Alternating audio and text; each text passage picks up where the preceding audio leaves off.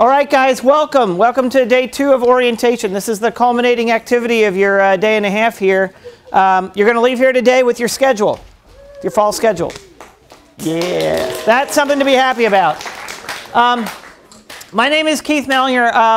I'm the director of the first year seminar program, so although you probably don't know me yet, I have been working behind the scenes to make sure you all get into an FSEM for the fall. I'm also a professor in the mathematics department, and today what I'm going to do with you is talk a little bit about academic expectations. And when we're done in here, in about 45 minutes, you're going to break up into smaller groups based on the sheets that you picked up there. It's going to tell you where to go for some small group and some individual advising, academic advising. Okay, you should have some courses already on your schedule, and we'll talk about that. When you're done with the advising, you're going to go over to a computer lab and you're going to complete your registration on your own. So when you leave here today, you will have your full schedule for the fall. Okay? So that's what we're doing today. That's the end of your orientation. So without any further ado, let's talk about expectations. So we have very high expectations for our faculty here at Mary Washington, and they need to do a lot in order to best educate you, and we also have expectations for you. And I want to go through those a little bit with you this morning. There is absolutely no way I can tell you every possible thing you need to know about courses and curriculum and programs and policy. There's no way I'm going to do all that in 45 minutes. But there are some big picture things that you need to understand in order to not sort of make a mistake down the road, okay? And they fall into 3 broad categories. One is curriculum. There are some big picture things about your academic program that we need to talk about and make sure you understand. Number 2 is there's some deadlines that happen every semester, and I don't want you to miss them, because if you miss them, you're going to be in trouble. So we're going to talk about that a little bit. And the last thing is broadly about resources, and you heard a little bit about this yesterday through a variety of presentations, but I want to highlight some of the key things that we have here at Mary Washington to help you to succeed in your college career. Okay? So that's what we're going to do this morning. So the first thing is the curriculum. We need to have a good understanding, big picture of what you need to do so that you can get out of here in 4 years. 4 years, right? 5. Maybe 5. There's already a question. 4 years with a degree, I hope. Okay, you did a survey. You paid a deposit and said you wanted to come to Mary Washington, and hopefully you did a survey. This is what it's called, Eagle Bound, and it asked you things like, you know, what you might want to major in, and there was, if you scroll down, you got to pick options for a first-year seminar. And if you followed the links, there was a new student guide that you could go and read about. You all do the survey? Yes. Good. Did you all read the new student guide? No. I hear some yeses and a lot of no's. If you read the new student guide, then you're going to know most of what I'm about to say. Okay? It's still there. You have until August. Go and read some more if you want to understand better. If you scroll down in the new student guide, there was a whole section on academic majors, and if you clicked on them, you get a nice program sheet about the different majors. A little description written by the department chair and a discussion of what courses you might want to take when you're a freshman to get you going in that direction to do that major. A lot of really good, useful information there. But let's talk about the big picture, which is what you need to do regardless of what your major is. There are 3 things you have to do if you're going to graduate from Mary Washington. You need a major, you need to complete the general education curriculum, and then you need to take what we call electives. And there's a magic number. You have to get a certain number of credits. Do you know how many? Heard like 5 different answers. 120. You need 120 credits if you're going to walk out of here with a degree. That's the magic number. So let's talk a little bit about how this breaks down. Okay? Let's take chemistry as an example, because it will vary from major to major. But I like using chemistry because it's robust. It's a lot of stuff you got to do for a chemistry major. If you want to major in chemistry, you got to take a lot of chemistry courses, but you also have to take calculus, for instance. Okay? So there's other things outside of chemistry. If you look at the academic catalog at what you need to do to get a chemistry degree, you'll find that there's roughly 45 credits required to get a chemistry degree. If you throw in everything, that includes the prerequisite courses like calculus and things. Gen Ed varies from person to person. Many of you probably took AP when you were in high school, or maybe you took a dual enrollment course. And so some of you will come in with some credits. And so it varies a lot from person to person. There's also placement tests. Maybe you took 4 years of Spanish and you can start farther along. Okay? If that's the case, it's going to vary how many credits you need for Gen Ed. But in general, about 30 credits is about right, as an average. So do the math. What's left? Well, whatever it is, it's a lot. Right? It's whatever you need to get to 120. I mean, if you're a sociology major, that number is not 45, it's in the low 30s. And this is going to go up. The point is this. You got a lot of requirements. And when you are all done with your major requirements and you're completely finished with all of your Gen Ed requirements, you're not anywhere close to the 120 you need to graduate. Every single course you take your first semester is going to count. So don't worry too much if you don't get into everything that you want.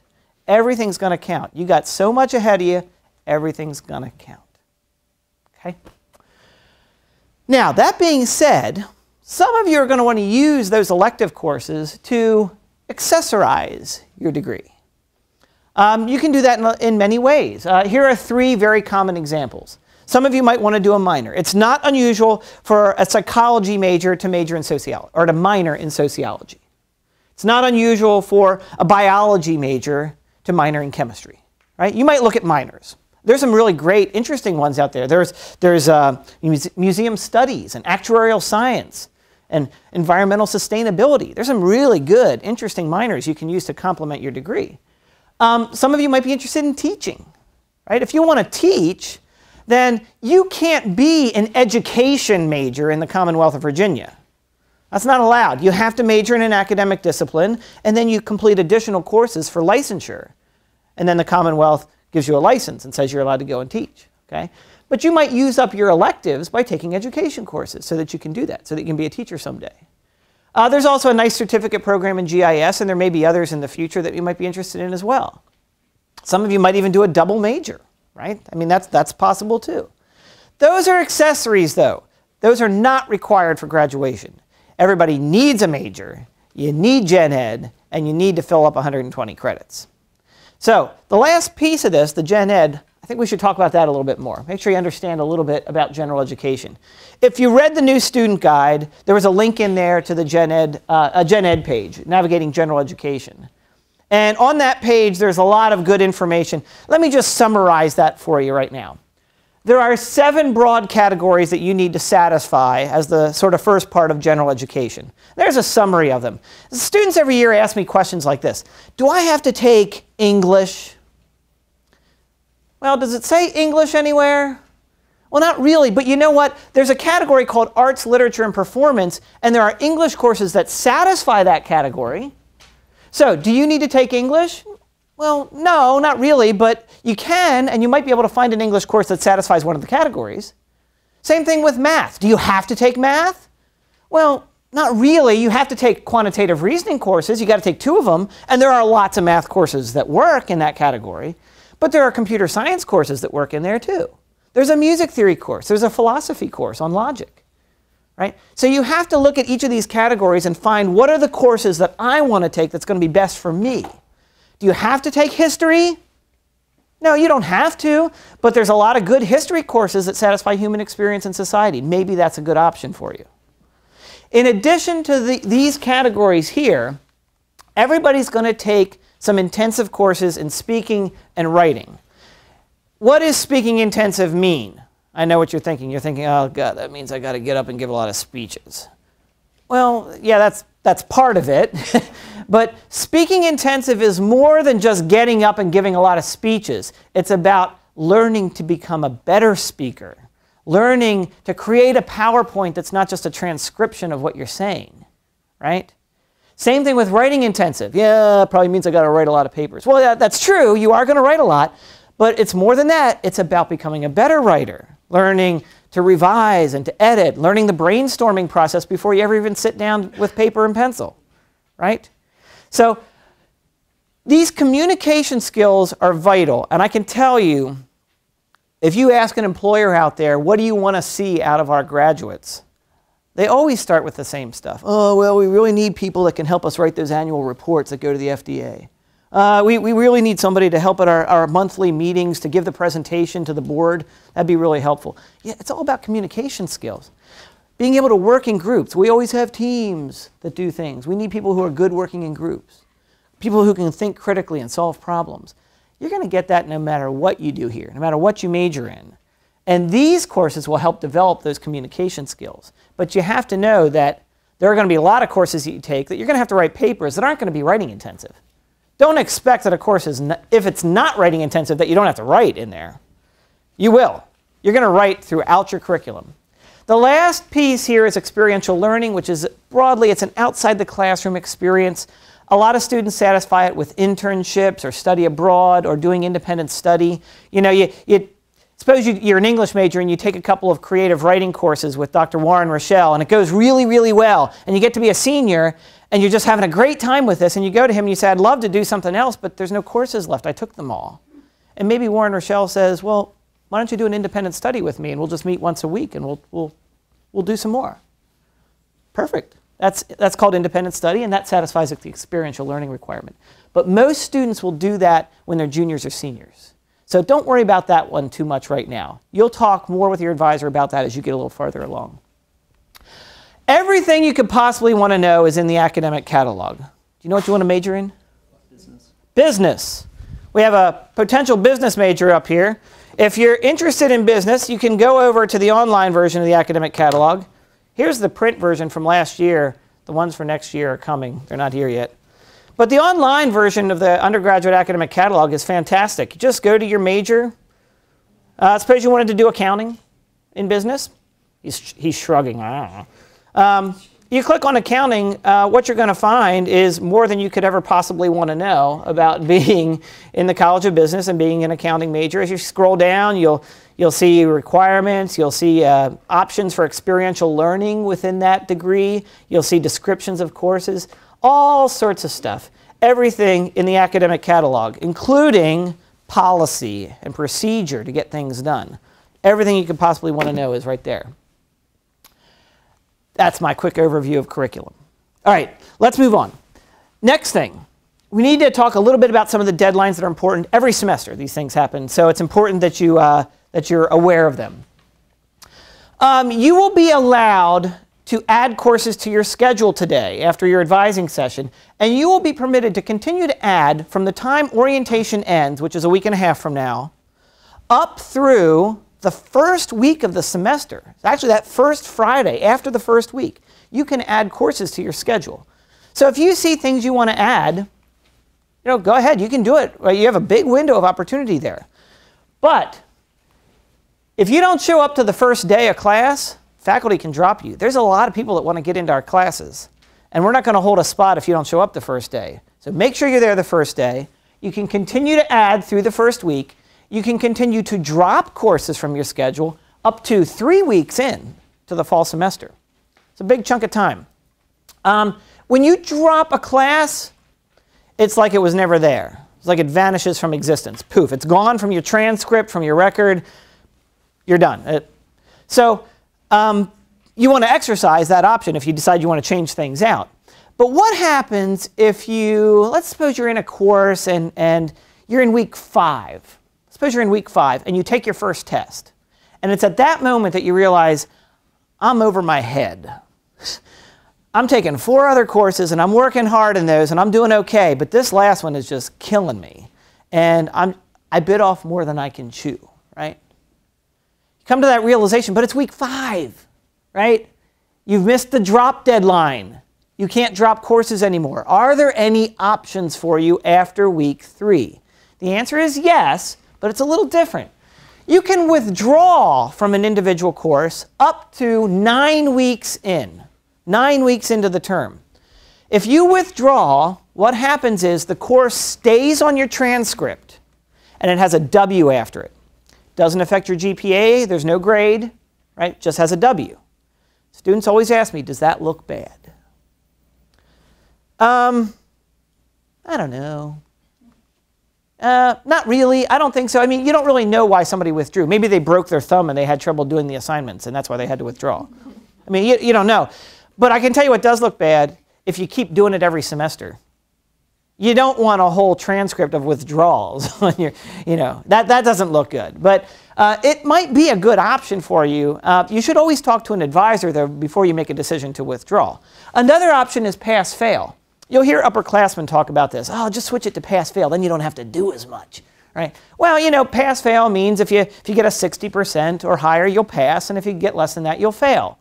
The problem with pass-fail is, number one, all you get is credits. In other words, if a course is required for your major, you can't take it pass-fail. You're not allowed to do that. You're not allowed to take a class pass-fail and use it for a major. You also can't use a pass-fail course for a gen ed requirement. So what's left? Well, it's just electives, really. It's just if you have an elective course that you want to take pass-fail. So why would you do that? Let's suppose you're in high school and you did a 3-week lesson on mythology in some class. And you just thought it was kind of cool. But you're a biology major. So you don't really, and you're done with all the gen ed requirements. You're a junior or senior. You're done with everything. But you see on the course schedule comes up a mythology course taught by a classics professor. You think, well, I remember I did that in high school and I really thought that was cool. That might be a lot of fun. Maybe I'd like to take that. Well, you should. You should take that. You're a liberal arts school. You have the freedom to do that. Maybe that's an option for pass-fail. Maybe that's one you might want to do, pass-fail. You don't want to work as hard as you might have to work in your other biology lab courses that you have scheduled for that semester. Maybe that makes sense. But be careful, because if you pass the course, like I said, you get the credits and really nothing else. If you fail it, though, it is an F, and it does factor into your GPA as an F. So you don't want to take a class pass-fail if you're not going to at least work hard enough to pass. Bottom line is, you don't want to make decisions about withdrawing or switching a class to pass-fail until you have a good conversation with your advisor. You'll have an FSEM instructor this fall who you can talk to about these things, and you need to take advantage of that. Right? Get to know that faculty member real well and ask when you're wondering about these things. There is a nuclear option. Sometimes bad things happen. Something happens and you just got to go home to Massachusetts. Right? I need to be with mom. Stuff happens, right? That's called withdrawing from the university. You go over to the registrar and you say, I'm done, I have to leave. And you withdraw, you get W's in all your courses. Adios. You can do that up to the last day of the semester. But that's a withdrawal from everything. You're not taking any courses anymore. So here's the timeline. You get a couple days off right in the middle of the semester called fall break. You get a Monday and a Tuesday. And towards the end of the semester, you get the other half of the week off. You get Wednesday, Thursday, Friday for Thanksgiving. Final exams are always at the end, right? Here's the timeline. You got 1 week to add a class, right? From the time orientation ends up until the 1 week in. You have 3 weeks to drop. And remember, that's the situation where there's no record of it anymore. Poof, it's gone. Nothing.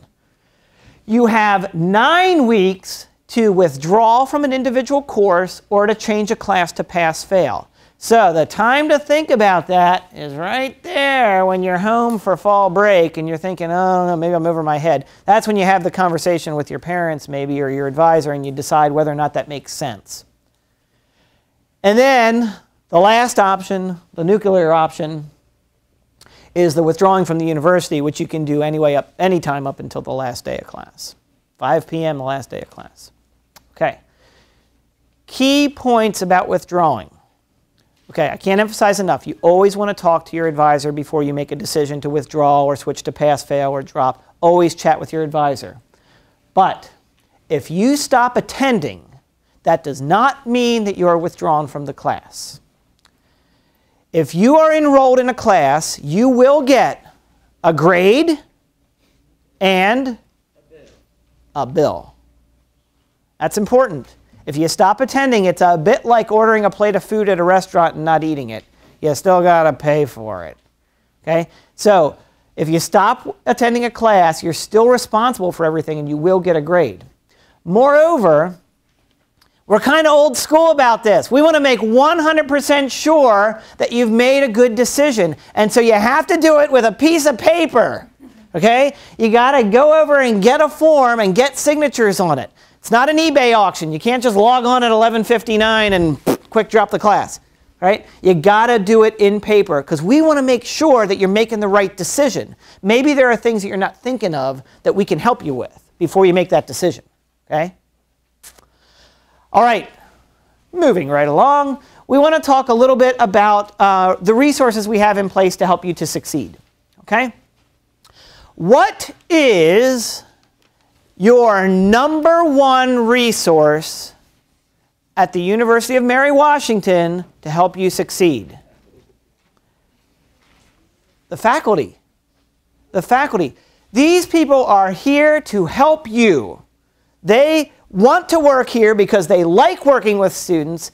They want to work with students. They're just dying for you to come into their office and say, I'd like to talk more about that lecture you gave yesterday. Because they're nerdy people. They like their stuff, right? They want to talk to you about it, but you got to do that.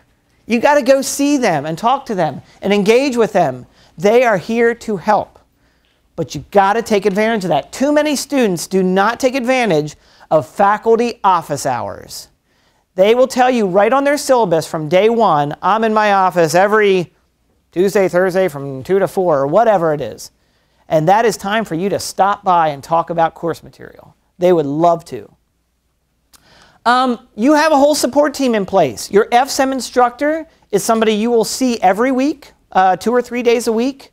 And you'll get to know that person really well. And that person will help you with registration advising when you're picking courses for next spring. You also have a student success coordinator who you will meet in the fall, somebody assigned to your class who's a professional advisor in the Office of Academic and Career Services, who knows a lot about policy and procedure and a lot about pretty much all of the majors here. And you also have a peer mentor, which is one of those orientation leaders that you've been seeing that'll transition into a peer mentor role and be assigned to your class as well. So you're going to have a whole team of people there to help you. And it's not unusual for you to set up appointments with all 3 of these people in various ways to get advice about things. Okay? Got a whole team in place. There is tutoring available. There is walk-in tutoring for math courses and some other disciplines as well. You can get private tutors through the Office of Academic and Career Services. And then one of the biggest resources on campus is the Writing and Speaking Center. Are you guys familiar with them? Hopefully you heard a little bit about this yesterday, but wonderful, wonderful place that'll, you walk in there with your paper and a Writing Center tutor will be happy to sit down and go through your paper and basically make it better. And it's all completely free once you pay your tuition. It's completely free, right? But you got to use it. You got to use it. You can set up appointments online. You can get a text message reminder for these appointments. And when you're in your FSEM, you'll learn about these resources a little bit more, and they'll point you in the direction of where to go for these things. Okay? You have to engage in your classes. You've got to keep up. Absolutely, you have got to keep up. You've got to keep up with email. I know, email, it's so 1990s, isn't it? But it is an official form of communication. If your professor emails you on a Tuesday and says something's due Friday, you can't say I didn't read my email. It's an official form of communication. The registrar will email you if there's a problem with your record, right? Professors will email you. The administration might email you about things. You got to check your UMW email on a regular basis, daily basis. Have it forwarded to your phone, to your Gmail or whatever, right? That's fine. You don't have to log in and use our email system, but you have to check your UMW email. You got to ask questions and contribute to your classes and engage. The more time that you can put in outside of class, the better you're going to do inside of class. Classes are very, very important. But that being said, there's so much more. Are you going to graduate in 4 years with a biology degree? Fabulous. Thousands of others are going to do the exact same thing. What are you going to do that's different, that makes you stand out? When you hear Andrew Dolby say that he's going to the Galapagos Islands over spring break, and you're a biology major, you should look into that. When you hear Jose Sainz announced a Spain for All program next summer, where he's going to Spain for 6 weeks, you should look into that. If you hear Craig Vasey in Classics, Philosophy, and Religion announce a speaker coming in to talk about some important issue in social justice, and you're interested in that, you should go. You might get invited to come to dinner with the speaker afterwards. It's not unusual, right? But you got to engage with these things outside of the classroom. That's how you really get to know people, make connections, and succeed later on. You heard a lot about this from Dr. O'Donnell yesterday morning. Academic work should not be done in isolation. You got to get to know the people in your classes. You know, the first day of class, you're going to walk in and you're going to sit down just like you're doing right now, and it's going to be dead silent. Yeah. This is the guy who's going to lean over next to the person next to him and say, "Hi, my name is Kyle, the Slim Shady." Okay? You need to do this, right? Say hello to the people sitting around you. What dorm do you live in? Oh, you're a commuter? When do you come to campus? Maybe we should get together and study, because there's these great collaboration spaces over in the IT Convergence Center. And we can sit around a table and work on this stuff together. Right? But you got to take advantage of that. Get to know the people in your classes. You know, a couple years ago, I had a student in one of my upper level classes who turned in an assignment that wasn't that great. And I pulled her aside after class, and I said to her, "Who did you work with on this?" Because they were told specifically, you can work with a partner for this. And I wanted them to. I wanted them to work together. I said, "Who'd you work with?" And she said, "Oh, nobody." I said, "Oh, why not?" And she said, "Because I don't know anybody." There's 12 people in the class. I said, "Well, introduce yourself. Come on." Right? You're not, well, you are 18, right? But you're not, you got to take advantage of the resources we have here. It's the same thing with tutoring. I was chair of the Department of Mathematics for 6 years. And one time I had a mother call, and I'll never forget this. This was a turning point when I made this realization. This mother called, and she was just concerned because her daughter was taking statistics, and she felt like her daughter wasn't doing well. Actually, her daughter was not doing that poorly, actually. But she was very concerned about her daughter, and she said to me, "You know, I was just wondering, are there tutoring options available, because I feel like I should talk to my daughter about some of the options." And I said, "Well, yeah, there are, but before we talk about that, let me ask you a question. Has she gone to see the professor for help?" And the mother said, "Oh, I don't think so." Well, you're not at UVA. You're not in statistics with 350 other people. You're in statistics with 25 people and a professor who's there I had his office hours right in front of me. He's there every Monday, Wednesday, Friday, all afternoon, happy to help. But your daughter needs to go and see him. She said, "Oh, I didn't know that was an option." Yeah, that's the beauty of Mary Washington. We are here to help, but you got to ask for it. Be aware of the University Honor Code, though, as well. You're going to hear a lot more about that when you come back in August. Sometimes your professors will say you need to work by yourself, and they'll be very clear about that. So when collaboration is and is not allowed is very important. Talk to your professor if you're ever unclear about that. The bottom line, though, is learning is a team process. We're going to do our part. I promise you. And if we're not, we're going to work on that to make sure we do it better. But you got to do your part too. If we're all going to succeed, we got to make this a team process. Okay, it's time to move on. So, moving right along, we're going to go into the advising and registration portion. So I need 5 more minutes, and then we're out of here, and you're going to start working with some faculty and professional advisors on advising and then eventually registration. So let me tell you a little bit about let me have your attention just for a couple more minutes here.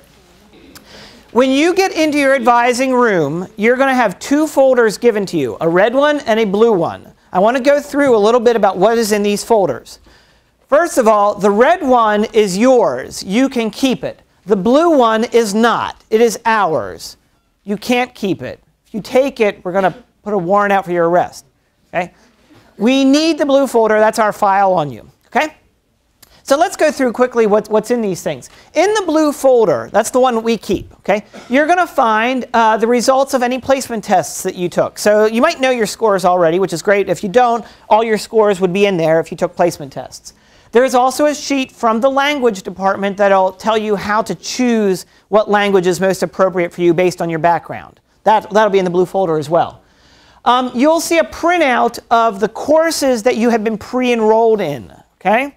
Some of you know those already. If you don't, you're going to get that in a few minutes here. You can change those courses, but those courses were selected based on what you said on your survey.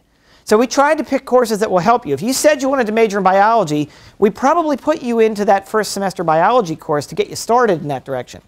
Right, that's just one example. So take a look at those courses. If you need to swap those out, you can, but that'll at least help you get started with building your fall schedule. There is an academic planning sheet in there. There are 2 sections I want you to concentrate on for the academic planning sheet. Fill in your name at the top, and then in this box right here, what I want you to do is come up with a list of courses that you would like to add to your schedule this fall. We need at least 5 courses there. Okay? Keep in mind, 3,000 plus students have already registered for courses.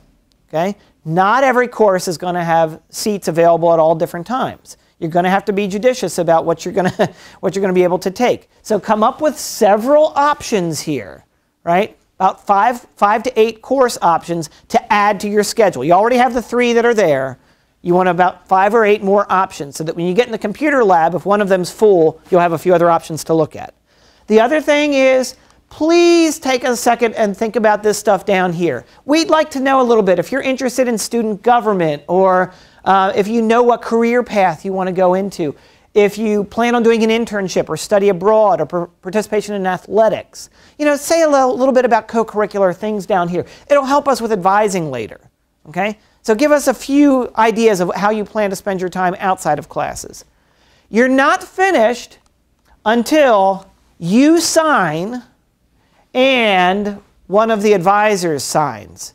When you're done, you're going to take that sheet, tear it apart because it's a carbon. There's a white on top and a yellow on the bottom. You'll put the white back in the blue folder and give it back to the advisor and say thank you very much. You're going to take the yellow one and you're going to march across the hall to the computer lab. When you sit down at the computer, hopefully when you sit down, on the screen you're going to see 3 things. One is communication apprehension. Short survey that we need you to fill out about communication apprehension. Just click on it. It'll take you to the survey, complete it, close it out. The next one is a survey on background. It asks you some questions about technology that you're bringing in this fall and some other questions about background things. These will not take long. These are just 5-minute surveys. Close that out. The third one is My UMW, and that is your link into the Banner registration system. Okay? And there will be people there in the computer lab to help you with registration as well. Now, what is there to help you? How are you going to pick your courses? Well, in the red folder, you will find the following sheet, General Education Courses at UMW. This is a list we compiled of courses that are general education. They satisfy general ed requirements. They're being offered this fall. They're on the course schedule. And for the most part, they don't have any prerequisites either. This is perfect. This is exactly what you want. These are the courses that you could use to start thinking about what you want to take. Okay? You all will have a copy of this. Right? That's in your folder. Okay? So use that as your place to start getting ideas on what courses you might like to add to your schedule. Also in the red folder, you will find an instruction sheet for navigating My UMW. That's so in July or August when you think, oh, I want to go in and check my schedule again and see when I enrolled in that calculus course. You can go in and check. This is instructions on how to get in there. Okay, so you don't, in case you forget later. You'll see a list of department chairs in case you need to contact a department to ask a question. And you'll also see a textbook reservation program form. You heard about that yesterday. If you want to reserve your textbooks so that they're here when you arrive in the fall, you can do that, and the form's in there. This is the folder that you can take with you. Okay? One last thing. When you are done with registration, you must log out and close the browser. If you don't, the next person who sits down will be in your account. We had a situation last year where a student sat down, saw all these courses and said, well, those aren't my courses, and dropped them all. Okay? So make sure that you log out and close the browser when you are done. The next person will sit down and open up the new browser. Okay?